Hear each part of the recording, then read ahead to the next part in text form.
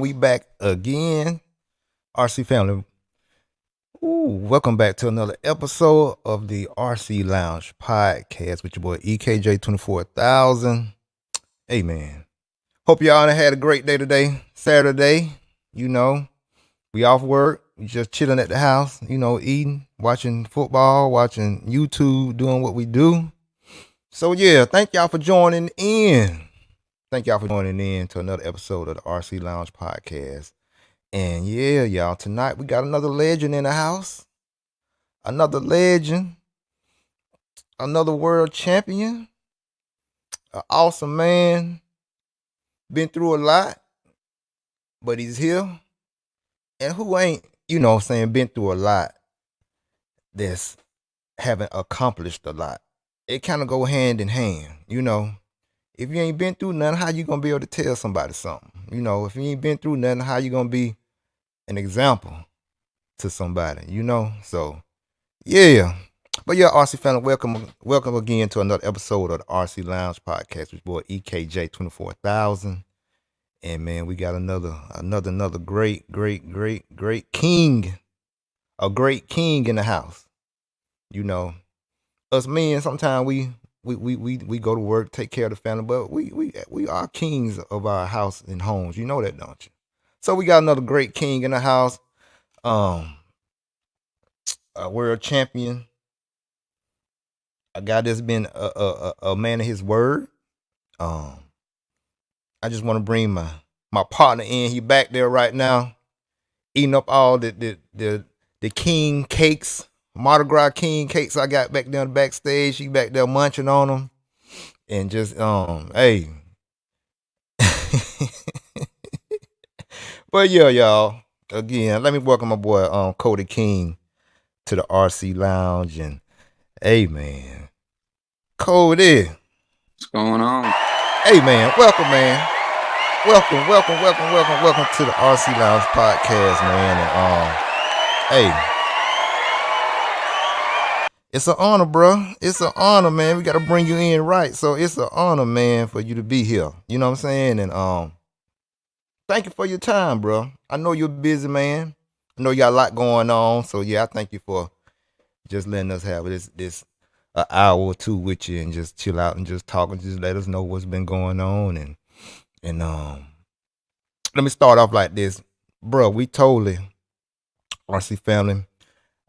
Since I've been doing this podcast, man, I get time to time questions about, I put out sometimes, who couldn't I get on the cast and stuff. And people be, they throw out names, and one of your names was one of the first ones to come out because people just want to know, how you been doing and what you been up to. So that's, and then like I said, me and you talked a long time ago, bro, back at Psycho Nitroblast when it was in Unadilla, Georgia. And we spoke, and you was real cool with me. I was kind of shy. I was just new in the game at that time, racing and stuff like that. And you always, you just sat there and talked to me for a minute. Mm-hmm. And I just appreciate that and remembered that. So I was like, man, once I get stuff going and stuff like I like it, having the show and stuff, I'm wanted to have you on as a guest. And like I said, a lot of the guys that, I talked to requested you themselves too. So yeah, man, welcome, man, to the RC Lounge, man. I appreciate you. Thanks. Yeah, Cody, man. Yeah, just tell everybody, where you're from and where you at now. I was born in Pasadena, basically grew up in California my whole life. Mm-hmm. Live in Texas now. Um yeah, I was a California boy my whole life. Yeah, man. And again, y'all, we talking to we talking to the 2010 world champion, Cody King. So yeah, you're a California boy, and now where you reside at now? Fort Worth, Texas. Okay, you're in Texas now. Okay, Yeah. why you decide to move down south to Texas? You know where I'm from, down south. You know. Um it was mainly cuz my Yeah. family moved out here. Mm-hmm. So just to be closer to my nephew and my mom and stuff like that. I got you. But Yeah. California's kind of crazy right now, so So yeah, I had that's to, right. Get away, get a clear head, yeah, and just slow it down a little bit, and also like I said, just be close to family, cause we know yeah, family number one. Like I said here, with my RC family, man. So we just have to take care of each other, put first things first, and yeah. then go from there. So, bro, what was your first RC car? Like how? Okay, first let's how you got Uh, into racing. me- Mm-hmm. my dad, he surprised me with a Traxxas Nitro Hawk. It was like a little gas truck, and we Okay.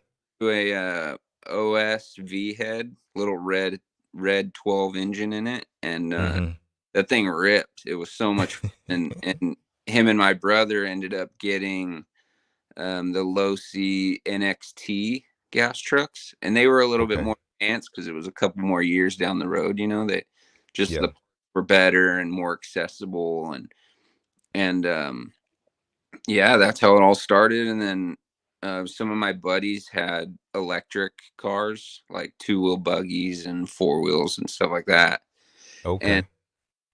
and yeah, we went to SoCal RC Raceway out in Huntington Beach, Mm-hmm.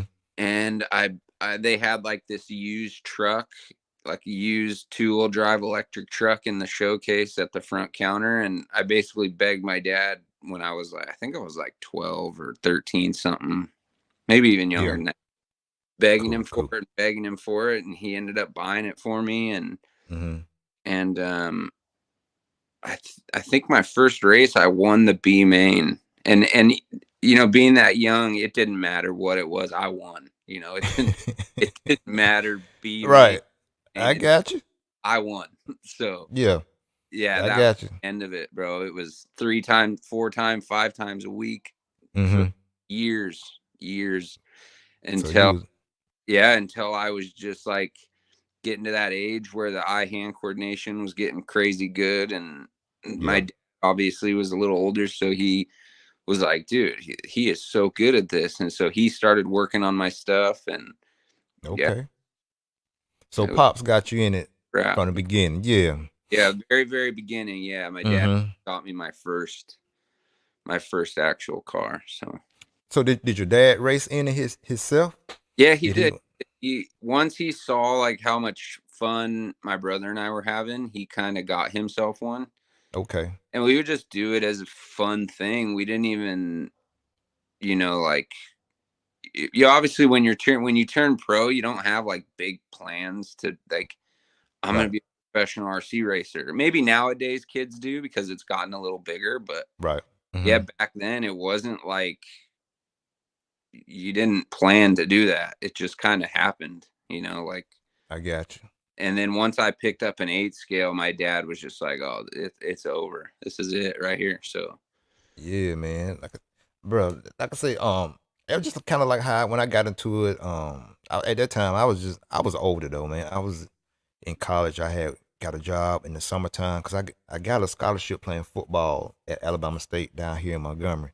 mhm, So I've been playing ball and be in the sports mhm. everything ever since growing up. So I was just used to being competitive and just being having that competitive spirit ever Yeah, since I was little. And yeah, so when I got to college, man, I was always drawn to RC. You know what I'm saying? Because my first car myself was like the golden era that was sold at Radio Shack. You know what I'm saying? yeah. And then got that, and then finally I was blessed to get a job at the hobby shop up in Birmingham. It's like an hour away from Montgomery. Mm-hmm. And start working with a guy. You may know him, man. A guy named Alan Burton used Yeah. to run. Yeah. Yeah. And Yeah. he the one took me to my first race. Yeah. It was in up in North Carolina at a NASCAR guy's house, Lance Nord. Yeah. It was at a national. I think that was a nationals race because it Yeah. was I think like, he holds at his track in North Carolina. And yeah, and that was my first time going to the track, and Alan the one that took me with him, mm-hmm. uh, because it was me, Alan, his girlfriend, and another guy named Ben, and Mm-hmm. he took us. And but when I first saw it, I saw, man, just saw how competitive it was, saw the cars, and just really just fell in love with it. Then you know what I'm saying, and like I said, I managed to get me my first really race grade car was the HB Truggy. You know what I'm saying, when it first Yeah. really came out. Mm-hmm. So built that up, and like I said, from then, man, just was fell in love with it myself, and just it was all over since then. You know what I'm saying? Been doing it since then. So, but yeah, bro. And come to find out at that race, actually, Keenan White from the No Name RC Yeah. podcast. He was actually there. He at that time he was racing. I didn't know him. We didn't know each other, but just talking and doing this, come to find out he was at that race, and um he knew exactly what I was talking about when I told him my little story. So, but Mm-hmm. yeah, bro. So back you started with gas truck. You think gas truck got a if you've been, sticking to the, listening to or being in the scene of RC, you Mm-hmm. think gas truck has a chance to reemerge, or I don't think so. you don't think so? I mean, maybe for like some like local like one night stuff, kind of like how it is now, but it just Yeah, being like, I'll be honest, being part of the pro side of things, we yeah, hate doing so many classes. Like, especially when you're going every weekend, every like, week. Mm-hmm. dude, getting 3 cars ready, including practice cars, like, dude, it's a lot. And yeah, it's not fun. And then even when the electric aid scales came, it turned into 3 classes. It's Yeah, man. a lot. Yeah, yeah, man. Like I said, I just seen a lot of But companies building having like conversion kits and stuff like that coming out, yeah, and I just wanted to know a pro guy's opinion on, what I'm saying, that class reemerging. I But mean, do it's you think? Go possible. ahead, go ahead, go ahead. Anything's possible, of course. Mm-hmm. But yeah, they're just they're too fragile. The tracks nowadays are massive. Like, dude, some of the tracks nowadays, there's no way you would have been able to fit a 10 scale gas truck around Keep it it. together. There's, Mm-hmm. I mean, they would have to have their own track. Like, Yeah, I mean, the best track out here was Hot Rod Hobbies back in the day, and it was tiny. It was little. But it was the best thing for the trucks. And yeah, I mean, I just think the hobby has fully adapted the 1/8 scale. yeah. Everything's turned into Mm-hmm. like it just. I mean, again, anything's possible. Of course, it could Right. make it back, yes, I but got you. do Mm-hmm. I see it making it like it was back in the day, like one of the top classes? No, I don't think so. Okay. So what? Because everybody was in love with a gas truck. What was the what was the big draw to that class? What really Uh, drew you I to gas truck? just the it being nitro powered, just the noise, the Mm-hmm. working with an engine, like just that aspect of it is, I don't know, more exciting. Yeah. Having that, just to be able to tune the engine. And it was such a dramatic change from the electric side of things that it was like a whole new hobby, getting Yeah. into Yeah. the whole thing. Mm-hmm. Yeah, but it was so much fun, and that class was amazing. you I know got you. Yeah, brother. Yeah. And from that, man, how was driving the gas truck? How did that develop your hand-eye coordination, your skills? How uh, did? I think the biggest thing was like Mm-hmm. mainly two-wheel drive mod buggy. Okay. Buggy. big. Okay. That was Mm-hmm. the big, helper in your driving skills. With gas truck for me, I think it was being able to who I was able to follow and race with. Yeah. Like I grew up with Drake. I mean, that's like, he taught me and my dad everything about gas trucks. So it's like, Okay. you know, that I think was a big help in getting my career going, Mm-hmm. being able Mm-hmm. to learn from Adam. I mean, he was the best there was at gas truck. I mean, besides like Tebow and, all the top guys, basically learning from them. Right. So I think that was a big part of the gas truck, was getting to learn from those guys, and yeah, and it's just about RC is about doing it at the right time. Time. If Yeah. you can Yeah. start when you're 10, just learn till you're about 12, 13, Mm-hmm. your eye hand coordination will take over from there. Yeah. It's, Yeah. just I you got got to be at the right time. I got you. I got you. I got you. So from there, man, from grass truck days. So Mm. what was the race or either the time that you really found yourself saying, man, maybe, you know, maybe I can do this. Maybe I can take this to another level. You know what I'm saying? Mm. I would have to say when I picked up the 8 scale, honestly, Okay. when I got Mm-hmm. my 8 scale, I got an old GS. It was one of Travis and Mescua's old cars that a buddy had Okay. gotten, and dude, the thing was a pile of crap. But Yeah. I would go out, and I mean, my first ever 8 scale race, I was Mm-hmm. battling. I think it was Chad Bradley. I was battling with him, and it was my first race. Yeah. So my dad was like, dude, like you could do that. Like you're good at this. I don't know why it clicked. I don't know what made me good at it, but Mm-hmm. it was my thing, Yeah. so Yeah. ever since then it was all 8 scale, everything. Hey, scale. I got you. But yeah, man. Just how you know, man. Like if you get a feeling like that, a lot of times they let you know you are in the purpose that you're supposed to be doing. You know what I'm saying? Like you really are in where you're supposed to be, far as like in your passion. And once it click and you see that all your talents is lining up in that, then yeah, you where you're supposed to be. Yeah. Okay, yeah, man. From there, once you saw that you had that talent to take it to the next level, Mm. and so how fast did it transfer to you going from sportsman class to intermediate to um pro class? Yeah, how was that transition once you it was saw that? Mm-hmm.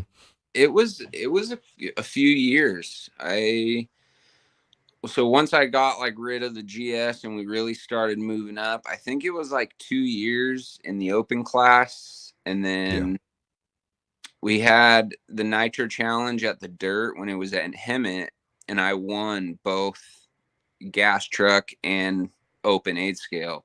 Mm-hmm. That right there, like once you sweep those, they're not going to let you, you know, go to another race and race sportsman if you Right. just if you just swept the Nitro Challenge. Like that's a big thing.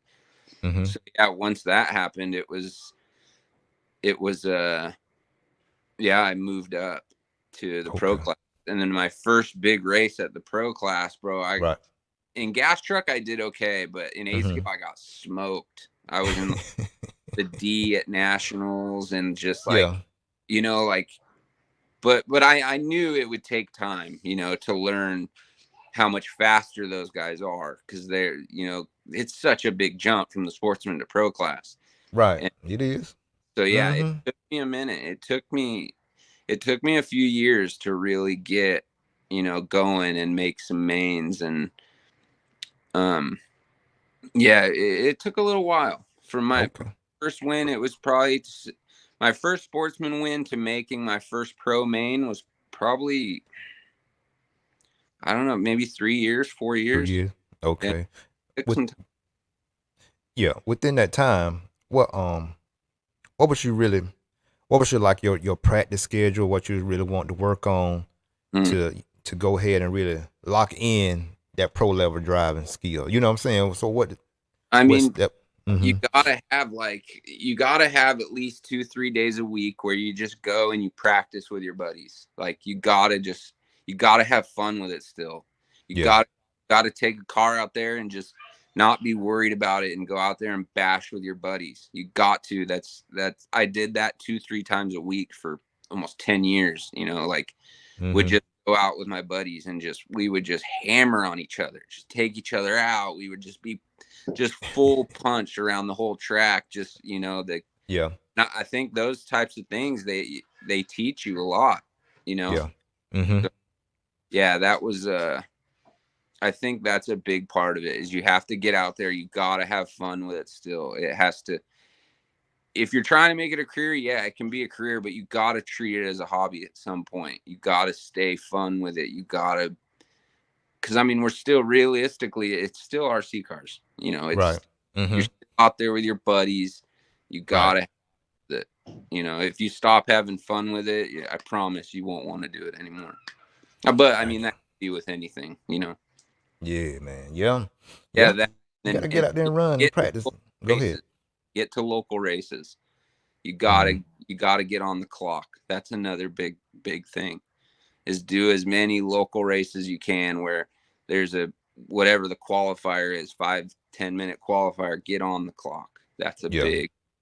That's a huge thing. And what helped us out here in California was the JBRL series. You know, Okay. there was Yeah. one every month, but there was a lot of little series, but that was the big one. There was big names there. You would get on the clock, you would race those guys. Right. And yeah, because I mean, you could go out and drive and have fun, but if you're really trying to be good at it, you got to be able to perform on the clock. Once the clock starts, you got to be able to do it. Okay. So once you get on the clock, okay, what what was the thing you really focused on? Was it more of your speed or was it consistency? Or did you just work on it individually? Um, well, the consistency comes with age. Mm-hmm. I personally, I think the consistency comes with age. Obviously, practice helps, but yeah, you got to. It's yeah, just I mean, it's a mixed bag. Honestly, you got to. Yeah. The consistency comes. I mean, you Mm-hmm. obviously see it with a lot of these young kids. They're super fast. They can bust out the fastest lap faster than anybody, but doing it 20 times in a row, that That's the it just comes. It clicks. I don't know what it yeah. is. It just happens. I don't know. Yeah. The obviously practice helps, but Right. yeah, you'll win a race and you'll be like, oh, I didn't crash for 15 minutes. Like that's crazy. Mm-hmm. It Yeah. just happens. It's a lot of maturity, I think, and staying calm. In Yeah. RC, I mean, you're up there. You're by yourself on the driver's stand. There's nobody up there coaching you. It's all on you to That's right. keep Yeah. your cool. Right. Like That's it. Yeah. it's that's the way it is. You Yeah. gotta learn to control your emotions and keeping from you have a wreck, whatever. It's Right. you can't turn one wreck into five because That's it. that's It's so gonna yeah, put you behind. Mm-hmm. just So practice and it'll come. That's basically just keep yeah. at it. So like I said, doing that, man, and practicing. So would that help also on your nerves? How do you deal with, Well, like you get said? on the clock. Mm-hmm. That's the part of learning to control your nerves. Because I mean, you go out and practice, you're not nervous. You're just Right. out there with buddies having fun. You get nervous Mm-hmm. when that tone goes off, and that's when the nerves kick in, and you want to win. You Yeah. have you have to control that demon in you that wants to win. You have to keep it subsided for however long the race is. Because Right. I mean, you let that demon out of just letting all your emotions take over, and it'll be bad. So you gotta that's the big part, is getting on the clock, being used to getting on the clock, being used to being under pressure. Mm-hmm. And that's where I was lucky growing up around all those the top pros out in California and being able to race with them every weekend almost. I got That you. that was huge for me. Huge. Yeah, man. Being in California, growing around the pro, going, racing with the pros and stuff all the time. Did you and Drake ever get together and go practice and turn laps Oh together? yeah, Mm-hmm. a Yeah, lot. a lot. Okay, I that's mean, what's up. Yeah. yeah, he was a huge part of my upbringing, and Kenwald also, Brian Kenwald. He was a big part of um he for some reason he always saw something in me. Kenwald did. He always knew. He always used to tell me, even when I was first getting into it, because he raced at that track that I grew up at, SoCal RC Raceway. That was his home track also. Okay. And yeah, he always told me that he thought I was gonna be a pro at it, and I just was like, oh, well, we'll see. Whatever it is, what it is. Yeah. And yeah, just yeah, that was a big help for me, was having those guys, and Adam kind of taking me under his wing, and yeah, that he was the biggest part of getting me going for sure. 100%. Awesome. Awesome, man. Yeah, man. And so from there, so when did you I noticed like you and your pops, y'all did like the awesome tuning video. Cause when I first started doing YouTube, I Hmm. used one of your videos to really describe really how to tune your nitro engines and stuff like that. Hmm. Um did y'all do clinics on it, or did y'all just do that, Pacific, video just for Orion, We when did did a that? Mm-hmm. clinics. Trying to think where the track. I think it was in New Jersey or New York. Mm-hmm. Yeah, we went over there and did a few clinics, and um yeah, my dad would help the guys like learn how to work on their stuff, and how often you got to Yeah.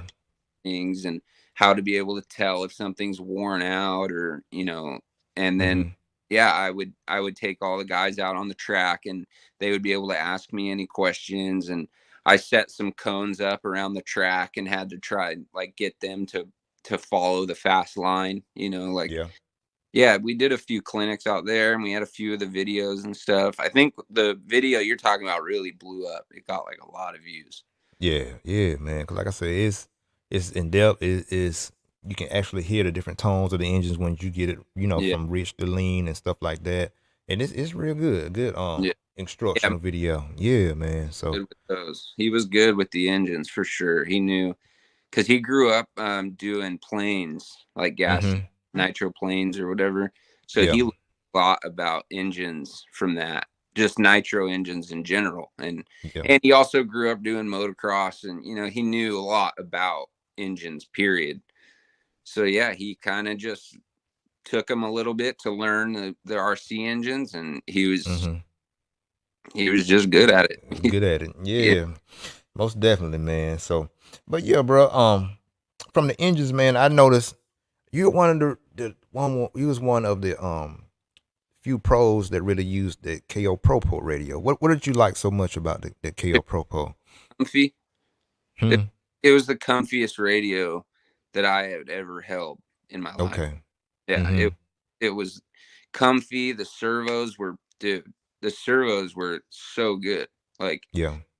I remember when I first joined, I think I did two full race seasons on the same set of servos, and never had issues with them. Yeah. Never. I think the biggest issue was when they were plastic, the ears would break off where the screws go through. Right. Right. Yeah. Biggest thing. But very, very rarely did we have a you know issue inside the servo ever. So yeah, man, the radio was comfy.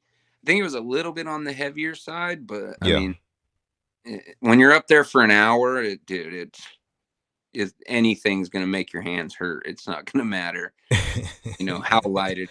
Your arm's still gonna go numb. You're still gonna. mm-hmm. So yeah, that was yeah, it was just comfy. The stuff was reliable. Robert Morris from KO was super good with us. Always took Mm-hmm. care of us really well. Yeah.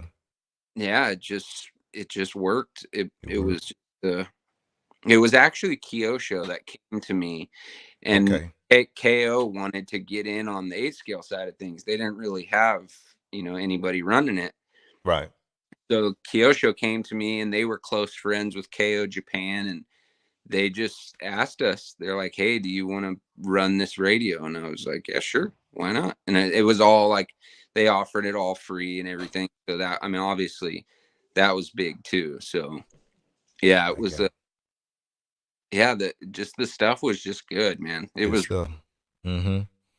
Shoot, man. Like I said, um it just looked like it was a great radio. I just never tried one. I just stick with the sandwalls and photographers and stuff like that. But like I Mm, said, I noticed that you really stuck with it, and yeah, it always seemed good.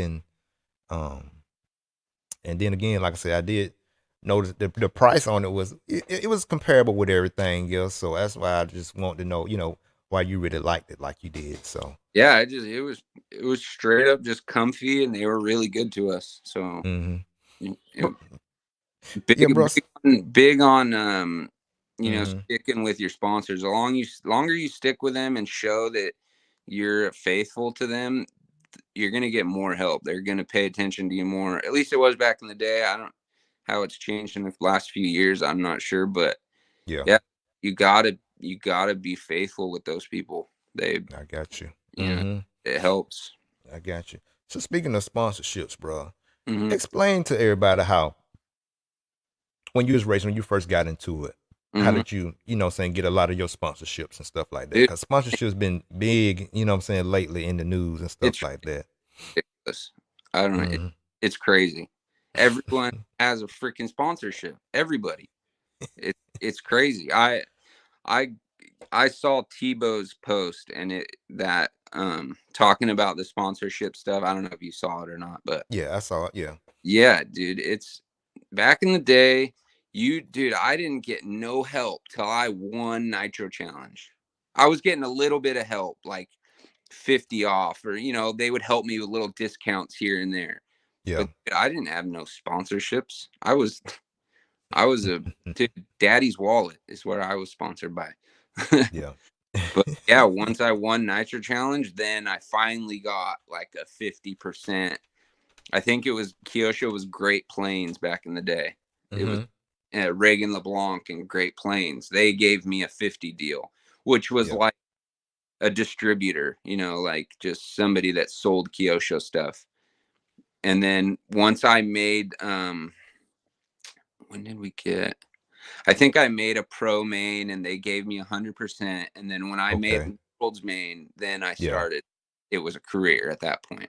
okay, okay, So yeah, it's wild nowadays. I mean, if you're friends with somebody at a company, it's most likely that you have a sponsorship with them. That's the way it seems now. But yeah, and power to everybody. I'm not saying don't go out and get a sponsorship. Of course, it's expensive and it helps. I get it, but yeah, man, you had to work for it back in the day. You had yeah, you had to win. You had to have a resume. Dude, I had a resume with all my wins and all my, where I placed all my races and everything, man. It was, yeah, yeah, it's yeah. changed a lot since then, that's for sure. Yeah, it's changed a lot. Like now, it's not really more on the result size now. Yeah, It's more of word of mouth, and like if you also a big thing now is can you do this like what I'm doing like podcasts be able yeah, to promote companies, you know what I'm saying, or either have a YouTube channel and yeah, display and promote some products and stuff like that too. right. So more like an ambassador type, you know what I'm saying, too now. So Yeah. um so yeah, from that man, who was the pros you looked to back in the day that you really looked up to? Um, I mean, mainly Mm-hmm. the Drake, like Adam Drake at the Yeah. Nitro, and then when I was younger, probably Cavallari and Kenwald, because they Okay. they raced at the local track, SoCal. Like I said, they that was their local track also. And Mm-hmm. Joe Pillars was also super cool to me all the time at the races when I was younger. Ryan Dawson, I don't know if many people know him, but yeah, he was super cool. Yeah, they all kind of just they all were super good to me. I mean, they were just all the pros, honestly. There Yeah. wasn't, yeah, they all just were super cool. But those were the main guys that um, kind of kept me in it, a little bit. Uh-huh. 'Cause, I mean, it's big when you're a kid and you're coming into it and you look up to these people and they're cool to you. It just tracks you back to the hobby. It makes you want to do it. Right. Right. They Right. could have really been mean to me, and then who knows what would happen. I don't know. Could have said over it. Screw it. I'm done with it. Uh, I feel you. Yeah. Yeah, yeah, it can turn you off. You know what I'm saying? Cause like I say, man, just yeah, me, just being in the hobby and it ain't a whole lot of brothers into the hobby for real, And like here in the South, we do deal with racism in certain situations and circumstances, but that's just pretty much in in RC, and I've been around tracks, and I've been the only black guy out there, whatever. mhm. Hey, bro, thank God, I ain't never really had to, worry about anything like that. Everybody been pretty much cool down to earth, and Yeah. you know what I'm saying. So Wow. yeah, man, like I say, that will, cause not just being a man of color or whatever, just other people seeing it. You know what I'm saying? Little kids Yeah, may see it like, yeah, man, yeah, like, you believe what he said? You know what I'm saying? Stuff like that. You have to be mindful of that because these kids that are listening. You know what I'm saying? Especially these days. You know what I'm yeah, saying? yep. So yeah, bro. So yeah, man. So is anyone you pattern your driver style after, or it just pretty much came naturally? Yeah, it kind of came. Mm-hmm. It kind of just happened. I didn't. Yeah, you don't. I tried not to put too much focus on it. Like Yeah. hurrying up to get fast, or I gotta win, or you're just putting pressure on yourself. If you're young and this is what you want to do, just practice. It'll come. It Yeah. will. I promise you, it will happen. It's a time thing. And when you're a kid, bro, patience is there. Not much of it when you're young. So it's Right. hard to just race and get beat when you're wanting to win, and it's hard, it's tough. And yeah, it's you got to just stick with it, and just you'll you'll learn. You just, like I said earlier, patience is a huge part of Mm-hmm. racing, of RC cars, 100%. I mean, Right. and that's going to come with your maturity, and that comes with age. So I mean, you just got to stick with it, and you'll develop as a driver. Like, yeah, I didn't really focus too much on, like, oh, I got to try and drive like him, like, Right. or I got to Uh-huh. what he's doing. Obviously, when you're watching him try and take the same lines and stuff, but Right. as far as like driving and stuff, and with RC, it's tough to, because I mean, it's hard to see how they're using their You fingers said there, right. and True. it's, Mm-hmm. I mean, so yeah, I mean, it's all about just letting yourself develop as a person Saying and you said, a driver, and it just happens.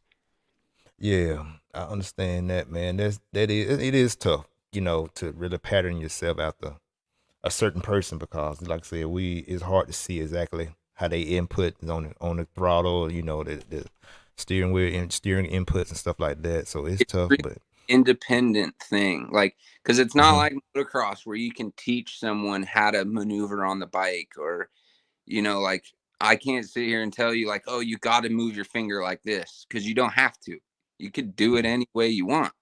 There's all sorts of different driving styles. I mean, look from Richard Saxton to Tebow. They're totally different sides of the spectrum when it comes to throttle finger, and Tebow is super smooth, and Saxton's super fidgety with his throttle finger. And I yeah, mean, it's just, you got to just develop as yourself, and just learn. I mean, it's all about practice. I mean, you want to be good yeah. at anything, it's all about practice. hmm So do you remember um racing with the old school guys like Barry Baker, like Yeah. Saxton or Degani or Oh, Quartz or yeah. yeah? How was it? How was it back then with them? They called them the attitude era. So how was it growing up? Racing with those guys. How Well, was that? there was a lot less cameras around. I'll just say. There was a lot less cameras around. It was and it wasn't as big, you know. It's a lot more mainstream now. There's Mm-hmm. you got at every big race there's cameras. There's Right. cameras all over the freaking place. Every single person has a camera on them at all times. You know, Mm-hmm. Right. it's it's changed so much. Like Man. coming Yeah. from coming from those times, it's wild to think about. Because I mean, yeah, back in the day, bro, there was people slapping each other, hitting each other, just it was just no big deal. Just, oh yeah, Right. slapped him. Like Mm. just it's crazy. Nowadays you can't do that kind of thing. You gotta watch yourself on the driver's stand. You gotta watch the way you talk. You gotta watch everything. But back in the day, dude, there was none of that. You didn't. Yeah, man. Nobody Right. was about that. Yeah. Now, Okay. Yeah. changing So yeah. that, like live RC coming into, Mm-hmm. and broadcasting all the races and having a camera right on the driver's stand, looking at all the drivers. Like, yeah, it's crazy how much it's changed It and changed. Yeah. how far, honestly. Right. Now it's just we want to see. We want to see raw emotion. We want to Yeah, see. How. course. And sometimes it happens. It happens. Yeah. It happens. It's tough to, yeah, it's It's tough wild, to man. not. RC is Yeah. a crazy thing because you're up there, you're doing this race, but then somebody hits you, but you have to stay focused. But at the same time, you want to beat that dude's ass. Right. It's I so get it. tough. And then once that ends, everything comes out. All your emotions come out. Mm-hmm. And you're right there next to that person. So it's like, how am I not gonna say something to this dude? You know what I mean? Like, yeah, it's dude, RC is it's it's crazy. It's wild. It's a different thing, dude. So yeah, like we've been a lot talking about how we can get it on TV Mhm. but everybody been saying, and I agree. I mean, it really don't have to be on TV now because we got so many, I mean, it kind streaming. of YouTube Like TV. yeah. I mean, you could. I mean, you could. I mean, it has all the ingredients. It has the everything you would need to put it on TV or whatever. Hmm. But now it's about now building. We're gonna have to now just build a storyline to it, so it will be interesting. And people would know exactly what's going on. You know what I'm saying? If it make it that far, but now since we got all this streaming and stuff, it still can be a lot of exposure. If it But keeps progressing like it has, hmm I don't see it not. You know, right, I mean, it is a little bit harder for like say someone coming that doesn't know anything about anybody. You're going to a race just to watch. It's pretty tough for them to follow what's going on. right, Like I hmm think that's the biggest hurdle is getting it to where people know what's going on the track, yeah, during the hmm race. Because yeah, I mean that's the biggest thing. And back in the day, there's been so many ideas thrown out of like everyone has one color body. Like, yeah, you know what I'm saying? You don't have your paint job. You have like I'm in the blue car and he's in the red car. And and then there's been other ideas out there of little lights on the cars, yeah, like right, so that hmm people follow can and say see, looking yeah, at blue. So hmm it could happen. I mean, it's gonna take some more dedication and stuff. I don't see why it couldn't, but I think that's the biggest hurdle is getting it for the normal person that doesn't know anything about anything being able to come and follow the race and know what he's watching. right. 'Cause you get 30 That's it. minutes That's the thing. Yeah, there, that's the thing. Yeah. there's little toy cars all over the place. Like if you don't know what you're looking for, you're going to be lost.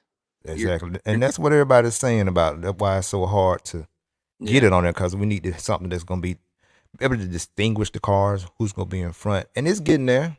Because now That's we got going to be like on. when It just would. say if you was racing now, if you haven't followed it, I know you probably had more. It sounds like you've been following it, but now it's like once you know they can say Core Jordan first. Now when they say Core Jordan or Cody King, your picture pop up on the screen Yeah, and you can see, you know what I'm yeah, saying, what's what. So yeah. It's definitely progressing in the right direction for sure. mm-hmm. All those guys that do that, do the broadcasting stuff wherever it is, live RC, the one they have overseas, I forget the name, but yeah, they're doing a really good job with all that stuff. And it's just going to take time. They're just technology is going to keep getting better. There's who knows what is going to be happening. Yeah, So man. Yeah, Tyrone Robinson, bro, wanting to give you a little shout out, man. He said he miss you, man, and he wants y'all to come out. He said he remember Compton racing. yeah, Yeah, come on, still got love for you. of course. Yeah, Tyrone. Yeah. But yeah, man. Those guys were good to me. They treated me like a person. They weren't like, "Oh, he's a pro Mm-hmm. racer," because I'm not that guy. That's not me. I'm not. I'm humble, bro. I'm just a person. I have my demons, just like everybody else Right has. there. Yeah. So That's yeah, right. Yeah. um, I That's try how that. the best at breaking the ice. I guess you could say, trying to Mm-hmm. just be cool with everybody. Everyone's a human. Everyone has feelings, and I'm not out there to try and hurt nobody. I got you. I want Most everyone definitely. to come up and talk Mm-hmm. to me. I don't want to. I'm not a scary person. I got you. Yeah, man. So yeah, from going on from there, man, to you know, having the sport to be on TV and stuff like that. Going back to we're just gonna back it up a little bit to, man, Hmm. you did neo buggies back in the day, very successful at those. Yeah. Just tell about just the experience of going overseas to Europe and running like in neo buggy races and stuff like that. It was fun, man. It was a lot of work getting ready for an international race. It's like Mm-hmm. you got to pack your stuff correctly. They're super big on, what you're bringing. You got to go through customs. You got to, it's a lot more work than just traveling inside the U.S. But Mm-hmm.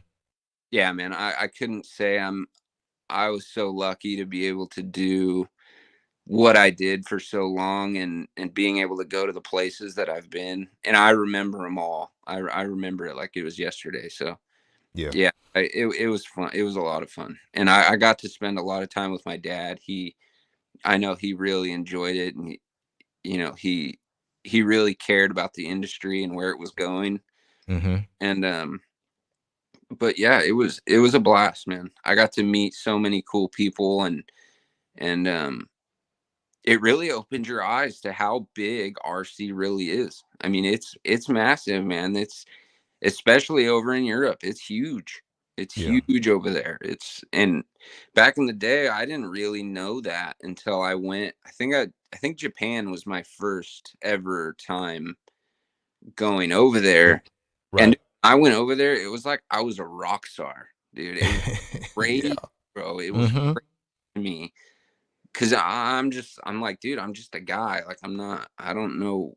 I just know how to drive an RC car, but I get it, now looking back at it, I Right. understand it. But Okay. yeah, yeah, over there in Japan, man, they they are very, they have a very big fan base about RC cars. Very big. Bro, how come a lot of the American drivers don't like going racing over in Europe? What's I what's the think beef?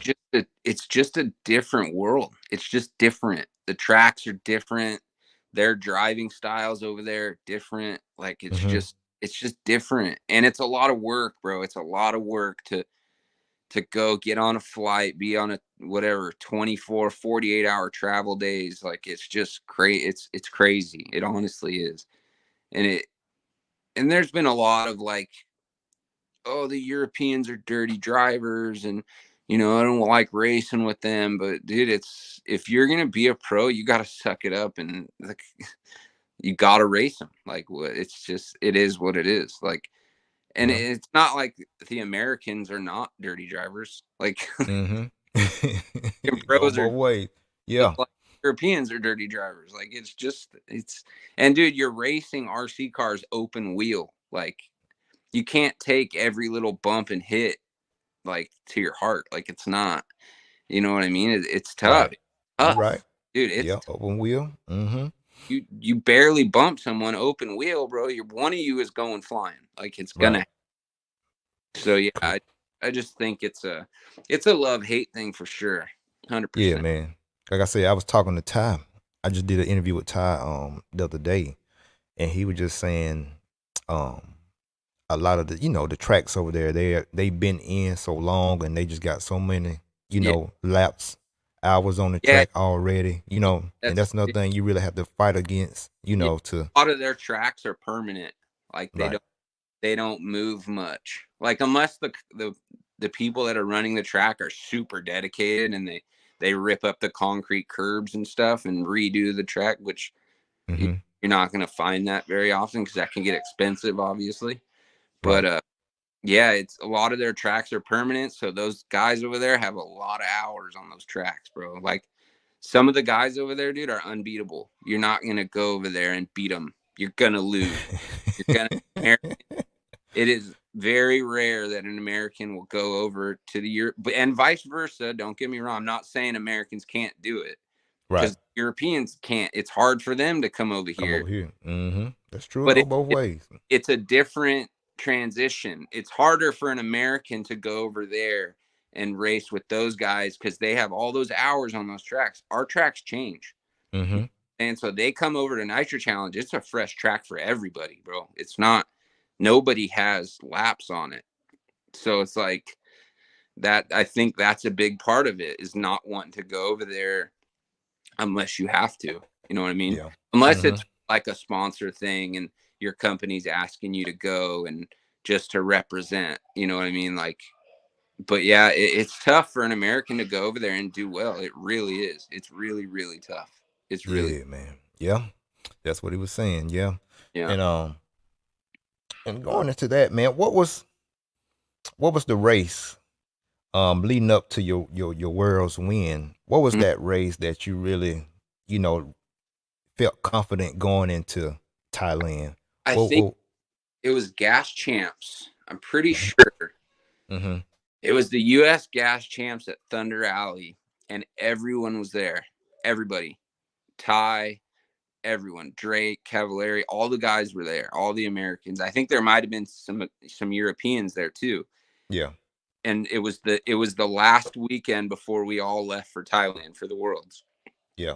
and I smoked them, bro. I smoked everybody by like a lot. Mm-hmm. I might have been second. I don't know. Maybe I might not have smoked them, but I put a whooping on pretty good. Right. And everybody saw that race was like, dude, you're gonna win. 100% you're winning. Like if you drive like that, you're gonna win 100%. So yeah, I think that was a confidence thing. Beating those guys right before that race, dude, was Mm-hmm. huge for me. Huge.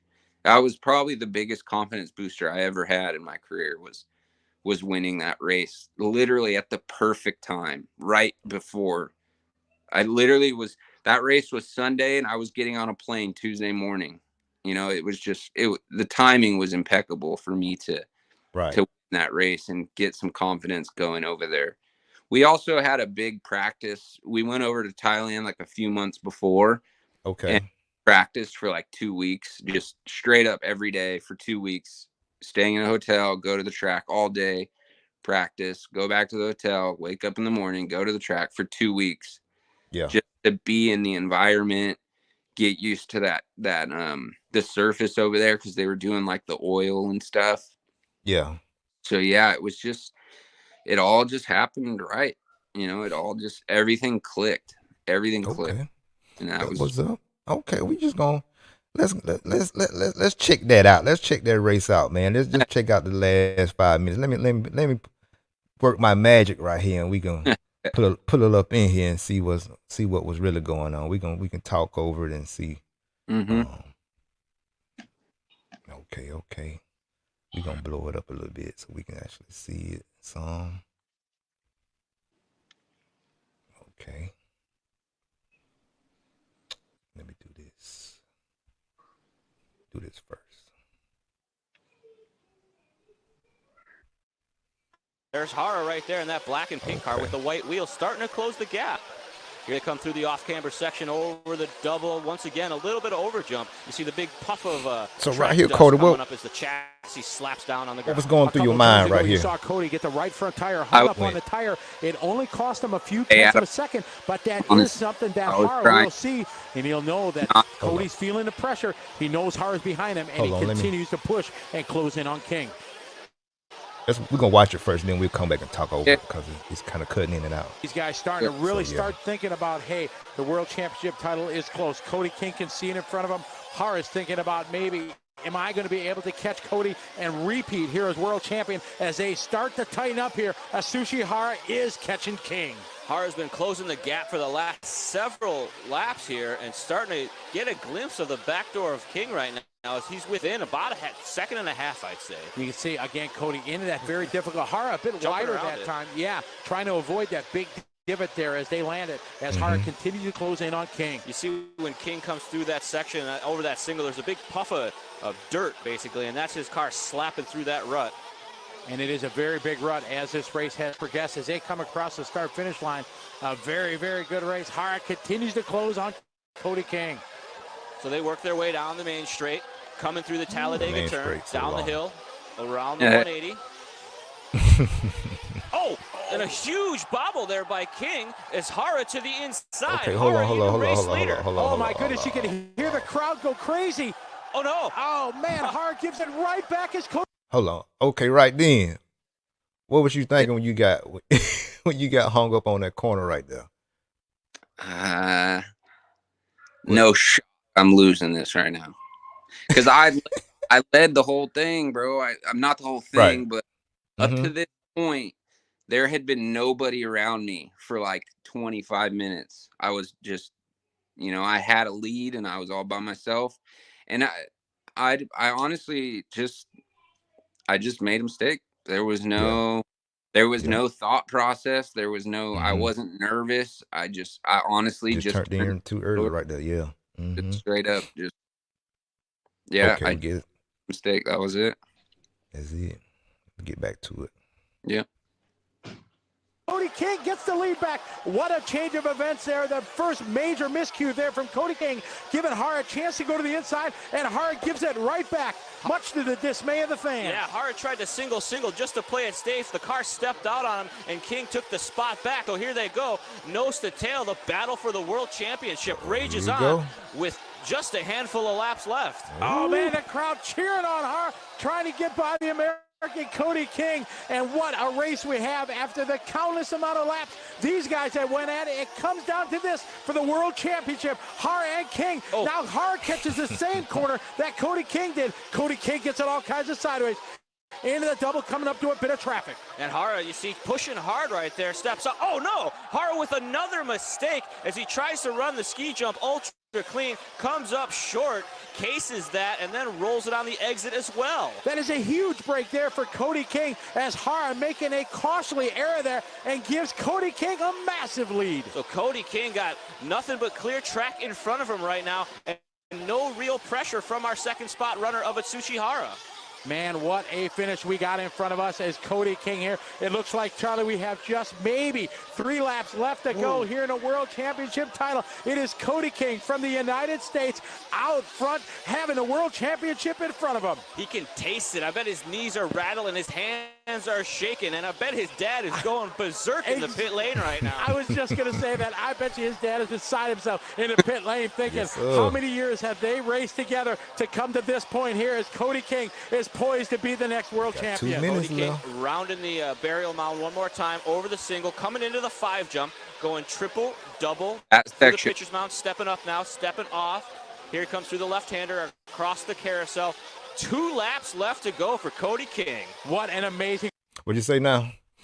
That triple double was tough. It was tough. It was. Because you were full bore. Once you rolled that single in that corner, you were wide open. That was as far my car would jump that thing. I couldn't jump it any further. It was tough. It was really tough. But then it's track. And you had to have your car lined up right. If you didn't have it lined up, you had to double, single, and it was so much slower to have to. So that section was tough right there. Okay. race we have. Cody King here with a big chunk of real estate between him and Hara. Those costly mistakes right now proven to be the difference here between King and the gap to Hara's. Cody King coming to that off camber. Let's see if he's going to take the double. Of course. He still does. No safety line there. He is still pushing it. Rhythm is rhythm for Mr. King. You see him just pushing it through everything, not playing it safe anywhere, driving right through that rut every lap. Here comes through the pitcher's mound. You see Hara trying to make up some ground right now, the pink and black car. He's got a huge chunk of real estate. One more time here into the triple doubles goes Cody King. Oh, man, wing way high in the air. He saved it there by Cody King as he comes around the start-finish line for another lap. Cody King poised here. His chance to be the world champion. Oh, that was my mistake. This is 2 laps to go. So Cody King looking good. You can see Hara is not even in the screen yet. Let's see where he is. There he is as he flashes by to the top of the screen. So a huge gap, and now the safety line. Cody just hold it in the road, man. Just hold it in the road. That's all you got to do. Oh, man. Rolls it over that roller, puts it into the fence. Luckily, it's okay.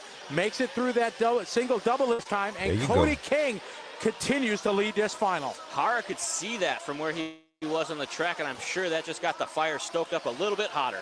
Cody King just needs to keep it clean. Oh, no. Oh, no, another mistake. Luckily, rubber side down for Cody King, and almost tragedy again as Cody King comes around.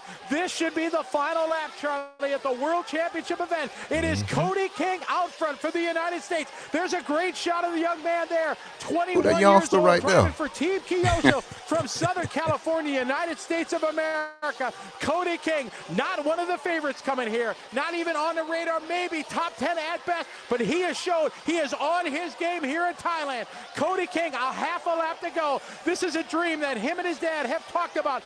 They have dreamed about, and he is a half a lap away. He has been tested and challenged by some of the best in the world as Hara has thrown everything he could at him, and is Cody King. 2 more big obstacles in front of him. Through the triple doubles he goes to the step up and step off. One more turn as he comes around. It is Cody King, your 2010 champion of the world. Cody King absolutely ecstatic. You see his teammates up on the driver's stand with a big smile, chucks his hat off onto the track. Speechless right now. An unbelievable feat for an almost unknown driver. What an amazing. You see the emotions right there from Cody King. He came here with that little bit of dream thinking, you know, I have it inside me.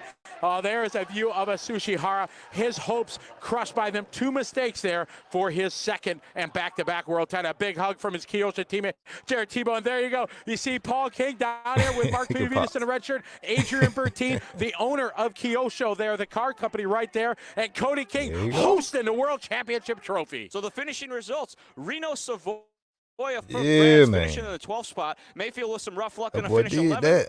10th spot is going to be Ryan. Oh boy, did that. That was fun. Yeah. So yeah, man. So yeah. So how was that win, man? Like, just in that moment, what was was it a big sigh of relief, or was it just unbelief? I don't want to say unbelief because I knew I could do it. You know, I believed in myself 100%. I knew I could beat those guys, and I knew I was gonna win one time. I knew it. It came a little earlier than we expected because that was only my second Worlds ever. Like, I did the Worlds in North Carolina and then that one, and it was just I don't want to say relief because I was having fun out there. So I would say emotion overload. It was because it's just so much. And then, like I said earlier, once that it's over, like everything comes out, dude. I almost passed out after it happened. I was pretty close to passing out. Like it was a big I was just also so happy for everybody. Adrian Bertine with the engines. He worked so hard to try and get those Orion engines good. And to be able to win for him, and then Mark Pavitas and the AKA stuff, able to get their first world championship, and then also to get Kyosho their 8th world championship. It was just awesome. I was so happy for everybody that had worked with me and how hard we worked coming up to that race. Yeah. And it was a lot, man. And I was, I was just so happy because I'm such a competitive person, and Right. I have so much respect for Hara. It's unbelievable. And yeah, man, yeah, it was, it was good. It was fun. Good. I couldn't have asked for a better competitor, and Hara, and then earlier on in the race, Mayfield and Tebow, and Mm-hmm. yeah, man, you couldn't have asked for a better group of guys to battle with. I mean, Right. they're going to give you respect on the track as long as you're given respect, and it was yeah, it was. I still think to this day one of the best hour-long races. Really there. Mm-hmm. I really do. Just with how it worked out, with me being an up and comer, battling probably the three top dudes in the world at that point, Yeah. being Mayfield, Tebow, and Hara, and just that way the race worked out. All four of us battling for the first 20 minutes, then me getting away a little bit, and then Hara reeling me back in and having a battle with him. I think the race couldn't have worked out any better. Obviously, from my standpoint, but Man, for a it's spectating standpoint, you know what I'm saying? It was it yeah. was fast, man, and it was packed, dude. There were so many people Right. watching. It was crazy, dude. Any little bobble I mean, you heard it when I hit that tire Mm-hmm. corner, dude. It was like that for the whole race was Was just like live. it was Yeah. crazy, dude. Crazy. Mm-hmm. I, Man. that race was a big momentum push for RC to have a new kid win, because that wasn't really known for a kid to win the worlds like that, to Right. beat all those guys. Like those Mm-hmm. guys were the name of the sport or the hobby Sport. at that time. You You know right. and You like, right. Yeah. yeah, so I think it was just a big, and to have it be the MP9, like it was just, yeah, it was, dude, it couldn't have worked out any better for my sponsors and me. It was just Yeah. it's It's, honestly a dream come true to win an 8 scale title. Is like, dude, it's wild. hey, it was for you, bro. It was meant for you because, Yeah, like you said, how everything lined up. yeah. And just through all the adversity in the race, you still was able to hold everything together to continue to go on and get that big win. And Yeah. bro, it was for you. It was meant for you to be the champ. You know what I'm saying, that year. So yeah, yeah. But yeah, man. So after that, Mhm. after the world's over with, so how was racing after the world, all the hype and died down? How was the racing like when you go to, to your races after that? Like, how was the pressure? How was Uh, everywhere you go being known as the world What champ? when I the race after the Worlds, I think the Worlds was like October-ish sometime. Um, Mm-hmm. then I went to we had the Nitro Challenge, and then Silver State was right then, and I almost won that. Also, I was battling with Mayfield. Probably one of the second best races, I think, was me and Mayfield at Silver State in 2011, the beginning of the year. Yeah. Dude, the roughest, gnarliest track, and we just, dude, hammered each other and just battled, bro. Just Yeah. battled to the Mm-hmm. very end. I think I ran out of gas with like a corner to go, and he got the win, and I was second. But yeah, I think maybe I did put a little bit of pressure on myself. I was still trying to be me and just, that carefree dude, because that's just how I am. I'm just a super mellow, Yeah. like, things don't bother me. Like, I don't know if it's a good thing or a bad thing, but yeah, just things don't get to me. Like, I tried to stay in that, but yeah, there was a lot of pressure, like Mm-hmm. mainly put on by myself, like to try and keep that high standard, like, oh, I should be winning everything. But that's just not going to happen. It's not going to happen, straight up. Like, Yeah. Right. there's too many things in RC that can happen, you know, to be able to win every single race. Right. It's just not going to happen. So, I got you. yeah. So, I mean, I think I did myself dirty a little bit by putting so much pressure on myself, thinking that I had to win everything. But Mm-hmm. I mean, I think I did okay with it. You know, I still had results. I still did well. Like I wasn't, it wasn't like I didn't do anything after that. You know, I still, Right. I think it, but obviously you look back on anything, you could wish you did things differently, but I don't have any regrets, obviously, but just the putting pressure on myself to do so well, I think was the part that I wish I would have chilled out on. You know what I mean? Like I got you. Yeah, I let got you. I got out you. rather than trying to, because with RC, you don't want to force it. You just got to just drive your car, just stay calm, and you'll do, Mm-hmm. you know what I'm saying? I got you. Yeah. So, Yeah, Jason wanted to know, did you still got your Kyosho car? yeah, yeah, I do. I do. My dad's got him. He's got him at the house. He's got my world's car. Mm-hmm.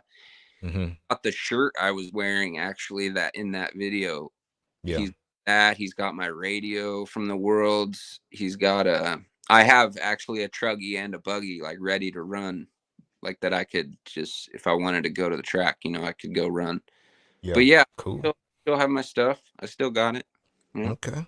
That's what's up. I don't think RC will always be a part of me. I'll always look at results. I'll always check how my friends are doing. I'll always, I think I'll always linger around a little bit. It was a big part of my life, man. It was 20 plus years around a lot of these people and doing it, and it's a life commitment. It's a life commitment to race, as a career and have it something. So yeah, I'll always be around. Yeah. Yes, what's up, man? Just from there, man, going into what you think about like Ty Tesman retiring, Tebow retiring? What you think about those situations? I mean, those guys got families now, so it's different. It's Mm-hmm. RC is tough, man, because you make your money off results. Obviously, those guys have salaries, but yeah, I respect it. Stepping Yeah. away, gotta at some point. I mean, you're not gonna be getting paid to race your entire life. It's just not Right. gonna. You can make it to. I mean, Drake, obviously, he has it as his job as he works, Yeah. in the industry. So, I mean, obviously, if they took that route, they could still race. But I mean, once you get a family and Ty's having his kid and Jared's got his kid and his wife, and Mm-hmm. there's so many more decisions and so many more people it's affecting with you being gone every weekend. You know what I'm saying? And Yeah. not being gone for a weekend, you're gone for, I mean, for the worlds, dude, you're gone for a week and a half, 2 weeks. Like, that's tough when you have a family. That's Right. tough. Right. So You right. yeah, Yeah. We don't think about that. We just yeah, think it's just them. You know what I'm saying? But they yeah. connected to some people. So And those guys yeah. have been doing it for a minute. I mean, obviously Jared, he's been doing it even longer than me. So Mm-hmm. yeah, I respect it. I respect it. And they're trying not, I get it. You don't want to tarnish your name. You know what I mean? Those guys they're two of the best in the world ever. I don't know if it'll ever be matched, all the titles those guys have. So Yeah. you don't want to keep doing it and get older and end up in the B main, C main, E main, and Mm-hmm.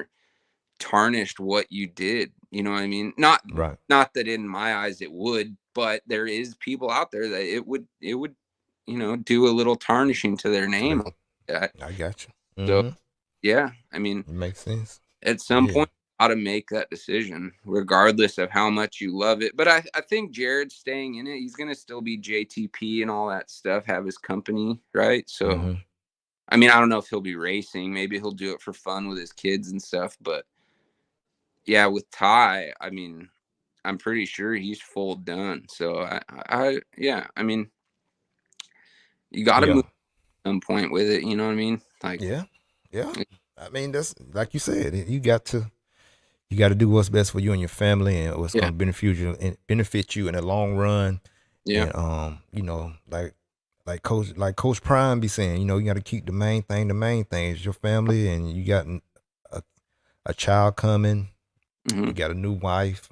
And a family like that. I mean, there's Right. not a whole ton of money in RC. I mean, there's a little bit, but enough to support a family and have a nice house and make sure they're good, and I mean, the dream is just to work and have your wife be happy and be at home, and your kid, be happy and have whatever he wants. And so I think that's what Ty wants to shoot for, and that's respectable. You can't, Yeah. you can't diss a guy for wanting to take care of his family at all. Exactly. Yeah.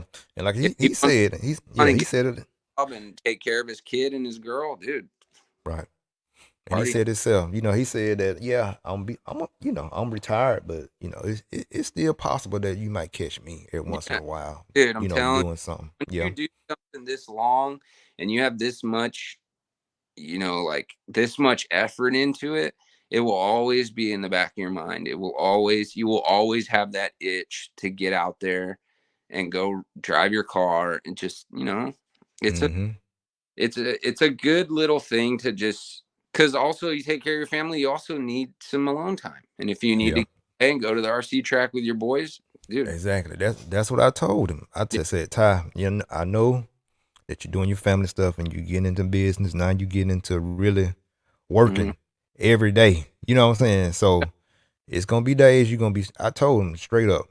I said it's gonna be days you're gonna be stressful, and it's gonna be, differences and whatever. Yeah. I said just keep RC to the side, because that's just the way you can get away from life and just refocus and decompress, Mhm. and and get them stresses out.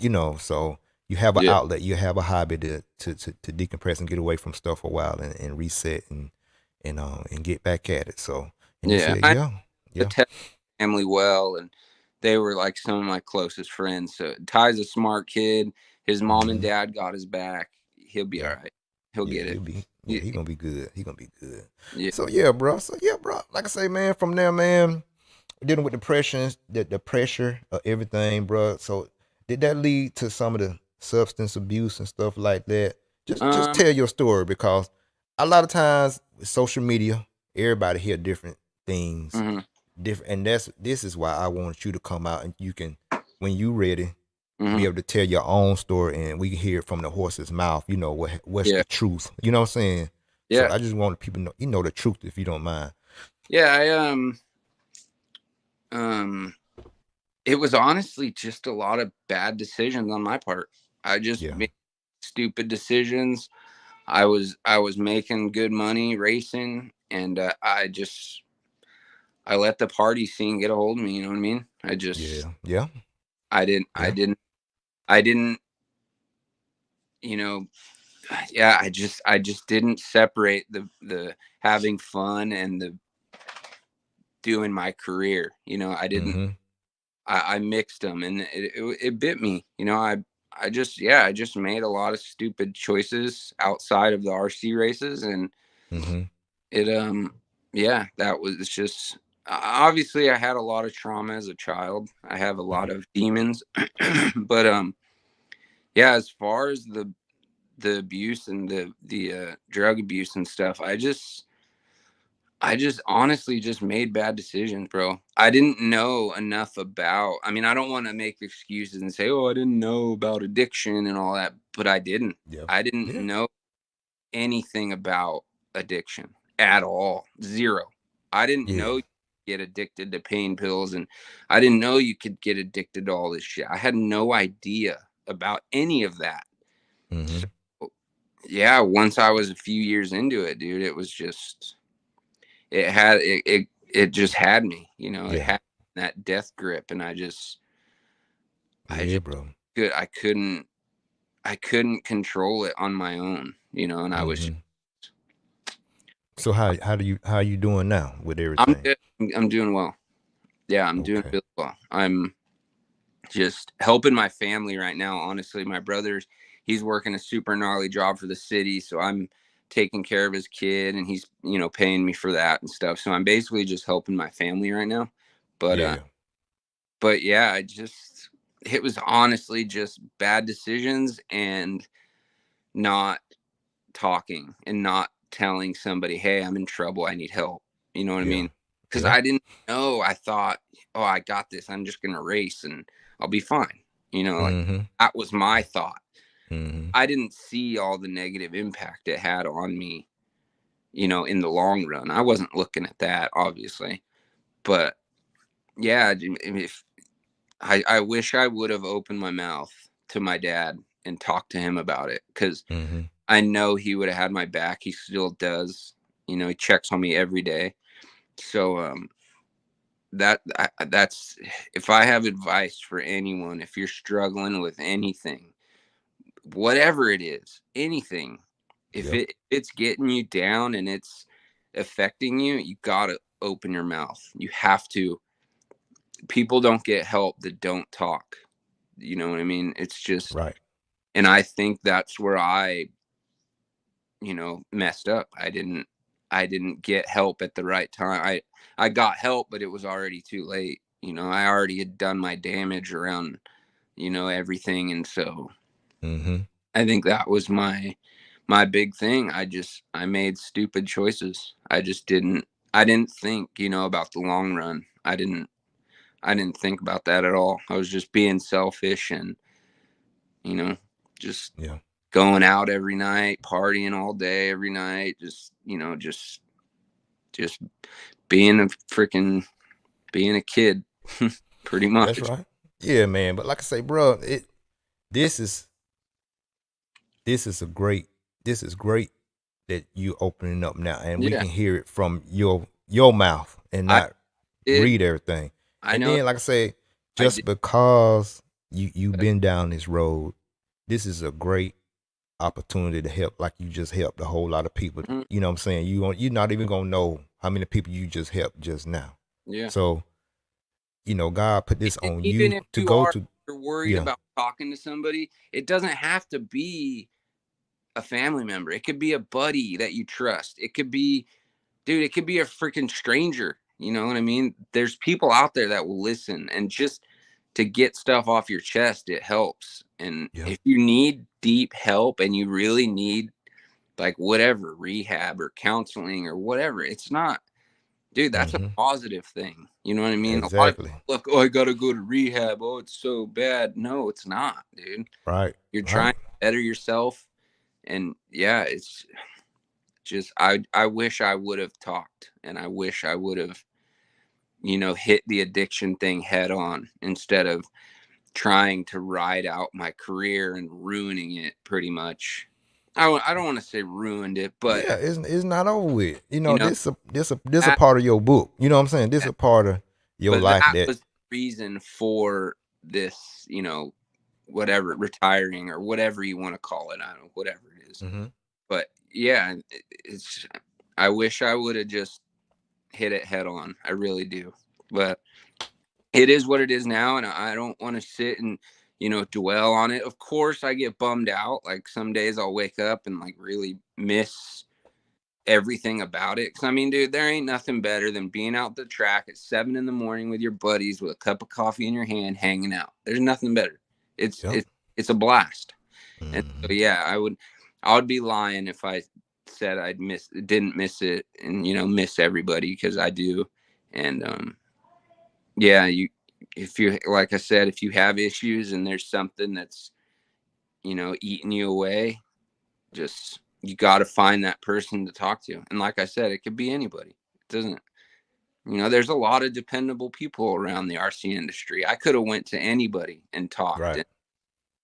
and got advice or whatever. So yep. But brother, like I said, I just want you to know, from man to man and RC family to Cody King, this is not an embarrassment. No. This is what you had to go through to help develop you as a man, number one. And number two, this is going to open up new opportunities for you. You know what I'm saying? Yeah. If you just sit back and look at it, this is just a new beginning, a new way, a new opportunity.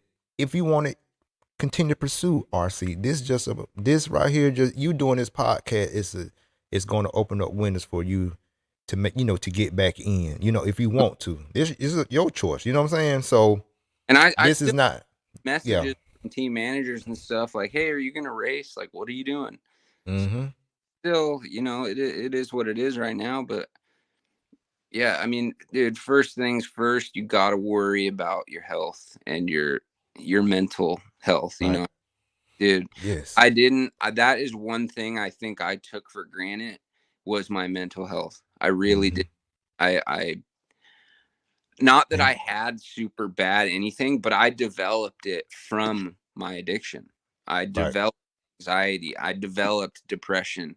I developed all these things. So, I mean, I hurt myself by not hitting it head on and trying to, fix myself earlier rather than trying to hide it. And I mean, to be honest, I was having fun, dude. I was having fun. I was just traveling around the world with my dad, visiting my friend, literally with my friends almost every day. So, I was blinded by the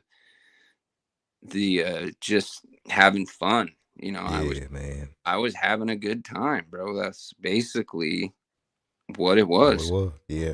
Like I said, bro, it's this right here is definitely it's gonna make you better, especially if you continue on the positive track what you on right now. Because number one, look what you didn't race at the highest level. You'd handled that pressure, and now addiction came, and now you've beaten that too.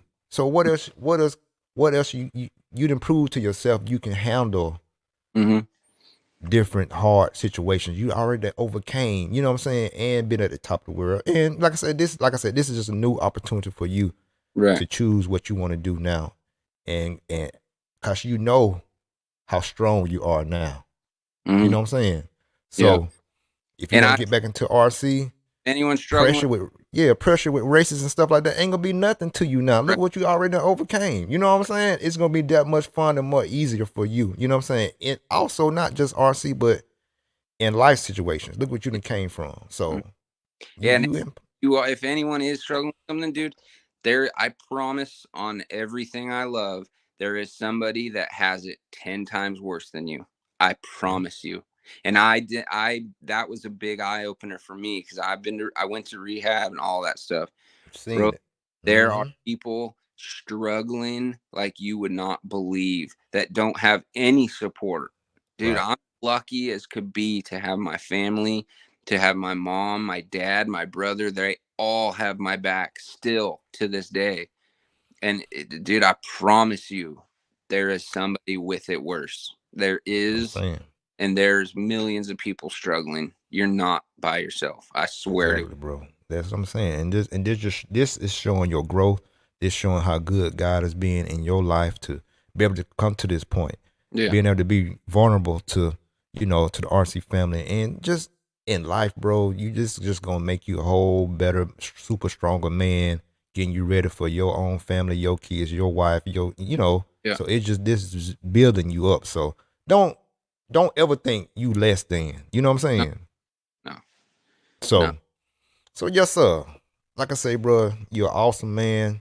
I appreciate that. Yes, sir. And like I said, this is really showing your manhood to open up and tell your own story and tell your truth about, the situation. And this is going up for you, bro. You know what I'm saying? This is open opportunity for you to be the best Cody King you can be. You know what I'm saying? And this is just a great testimony to help somebody else. You know what I'm saying? So yeah, brother. Everyone got their skeletons, bro. You just got to face them at some point. Everybody got their skeletons in the closet. You know what I'm saying? So ain't nobody perfect. Me, like I said, growing up, bro, playing ball, being diagnosed with dyslexia. He's slow. He can't do this. He ain't gonna never be able to read. And now look what I'm doing. I done graduated college, got a degree. You know what I'm saying?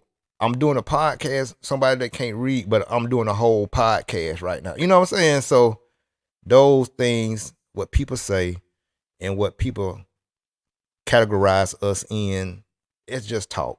Yeah. You make your future. You know what I'm saying? If you focus on the thing and you want to do that, do that. If you did mistakes in the past, okay, I did that.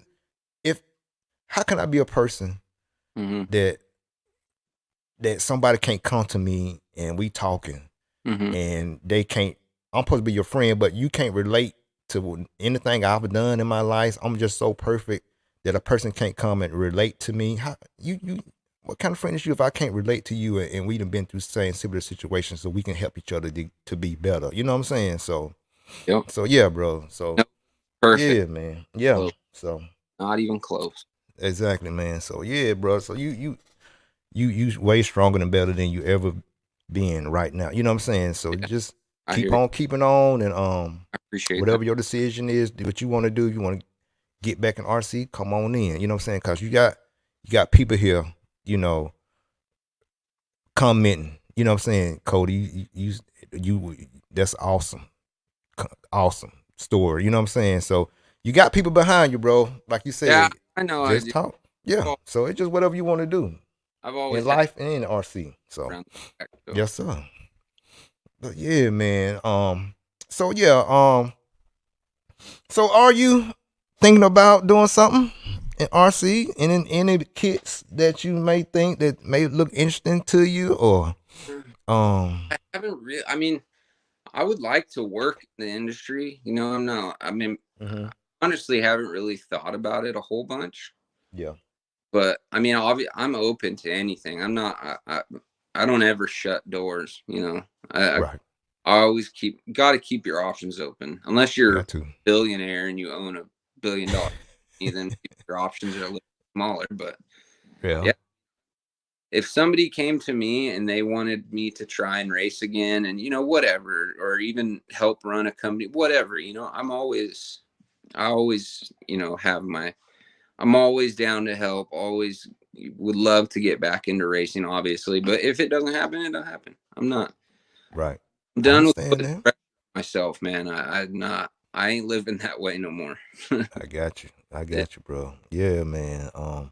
So yeah, man. Anything else you want to share or anything else? Like I said, I ain't gonna keep you long. I know you doing helping your family right now, so I ain't gonna keep you long on here. Like I said, we already been on here an hour and 30 minutes, Yeah. and I know it don't seem like it. See No. how time flies, man. Especially when you talking good talk. You know what I'm saying? When you with real people. So Yeah. so yeah. Anything else you got on your mind, bro? You want to share with the I people? appreciate you, and I appreciate the opportunity. And yeah, if you just keep yourself happy, you know what I mean? Yeah. Just stay on that grind every day. And I know there's this stigma around the world that guys, aren't supposed to talk about their feelings and all this. Dude, that's the biggest crock of crap I've ever heard in my life. Mm-hmm. To be able to open up, deal with your demons in the right way. Yeah. Everyone's got them. Don't feel alone, because that's how I felt. I felt alone when I was racing. Yeah, obviously when I was at the track, I was super happy go lucky because that's just how I am. But yeah, when I was away from the track, man, I felt alone. You know what I mean? I just felt have anything. Like when I had everything, but I was blinded. You know what I mean? So Yeah. no, but Yeah. I appreciate this, and I appreciate everybody on here. It means a lot. It really does. Yes, sir. And Mr. Little Chili right here, man, he want to know, could you talk about some of the Orion engines that you really, which were your favorite engines that you really like My favorite engines out of that Orion lineup? I would Which have ones you? to say the Orion Wasp, the gas truck engine, the point 12. Mm-hmm. That was probably one of my favorite engines ever. It was Those things were good, man. I don't know what they did with them, but they were just good. They were just they were some of the best engines. And I think some of the other ones too, a lot of the stereo engines back when I was first getting in with Kyosho, those were huge. Mm-hmm. But yeah, probably my favorite ones were probably the gas truck engines. Okay. Yeah, Okay. those were probably my favorite. Those are long gone now, but they But were. yeah, brother. Mm. But yeah, man, like I said, I ain't gonna keep you up long, man, and totally appreciate this opportunity. And hey, I'd love to come back on anytime. hey, to the yeah, to the 2010 world champion. Hey, we appreciate you, man. All your hard work. All your hard work. Yeah. Yeah, man. We just we thank you, bro. And like I said, we appreciate all your hard work you've done in the RC industry. And you know, you got a home, man. We looking for you to if you want to come back, cool, cause we got, you know, AMS missing Cody King, SIC missing Cody King, Cycle Nitro Blast missing, Nitro Dirt Challenge missing you. You know what I'm saying? I'll be back. Silver State, But yeah, man, like I say, I totally appreciate this opportunity, bro, and definitely we gotta do it again. Yeah. And hey, that's it, brother. That's it. We're gonna end it on that. And like I say, anything I can do, brother, to help you, or if you just want to just hit me up, just talk man to man, anytime. My line is open. And I appreciate it. Ain't no thing. But yeah, y'all, it's EKJ 24,000 here. With another awesome episode of the RC Lounge with the world champ Cody King. And hey, we out, y'all. We appreciate it. Y'all have a good night. Later. All right. Yes, sir.